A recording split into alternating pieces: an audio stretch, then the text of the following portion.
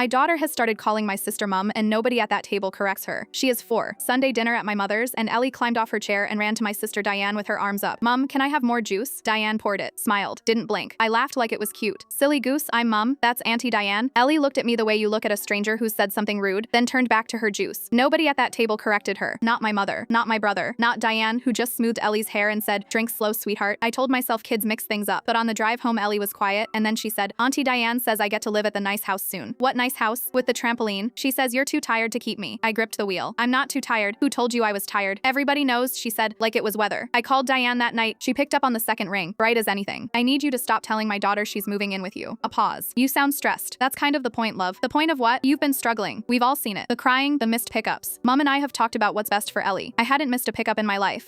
There's a whole thread, she said gently. The family group. You're not on it. She hung up. I found out about the thread from my brother, Sam, who felt guilty enough to forward it. Months of messages. Screenshots of me looking exhausted at a birthday party. A photo of my recycling with wine bottles circled in red. Bottles I'd been collecting for Ellie's school craft drive. Diane narrating a version of me I didn't recognize. Unstable. Neglectful. Not coping since the divorce. The last message was from my mother. Diane, if you're going to apply, you'll want documentation. Start keeping a log. Apply. For what? I already knew. I didn't sleep. At 6 a.m., I called the one person who'd know, Ellie's nursery key worker, Priya, who'd never once flagged a concern. Has anyone contacted the nursery about Ellie's home situation? Priya went careful. A woman phoned last week, said she was Ellie's mother, asking about our safeguarding process. I assumed it was you. What did she sound like? Older than you, maybe? Called Ellie my little one. She wanted to know what happens if a parent is reported as unfit. Diane didn't have kids. Diane had wanted them for 11 years and couldn't. At the next Sunday dinner, I said nothing. I let Ellie run to Diane. I let my mother pour the tea. I let Diane say, you look shattered, are you sleeping? And I let the pity settle round the table like fog. Then I put my phone in the middle of the table, screen up, and pressed play. Diane's own voice came out of it, from that phone call. You've been struggling. We've all seen it. Mom and I have talked about what's best for Ellie. The room went still. There's more, I said, and swiped. A screenshot of the group thread, blown up huge. My mother's message. Start keeping a log. My mother set down the teapot. You weren't meant to see that. No, I was meant to be too tired to notice. I looked at Diane. You called Ellie's nursery. You told them you were her mother. You asked what happens when a parent gets reported. Sam said quietly. You did what? I was protecting her. Diane started. You were auditioning, I said. You wanted a child and you decided you'd take mine. So you spent 6 months telling a 4-year-old I was going to give her away, telling everyone I was falling apart, building a paper trail so you could apply for custody of a niece. Baby, who is your mom? She hesitated, glanced at Diane. And that hesitation, that half second where my own daughter wasn't sure, was the worst thing anyone had ever done to me. I stood up. I've sent all of it to my solicitor. The recording, the thread, the nursery. Every message where you 3 coached my daughter to forget me. I turned to my mother. You wrote keep a log. I kept a better one. Diane's face had gone gray. You can't. I already have. There's a meeting Thursday about whether Ellie's safe in this family. I picked my daughter up and she gripped me like she remembered, and I felt her whole weight settle into knowing me again. Say bye to Auntie Diane, I told her. And Ellie, my Ellie, buried her face in my neck and said, bye, not mom.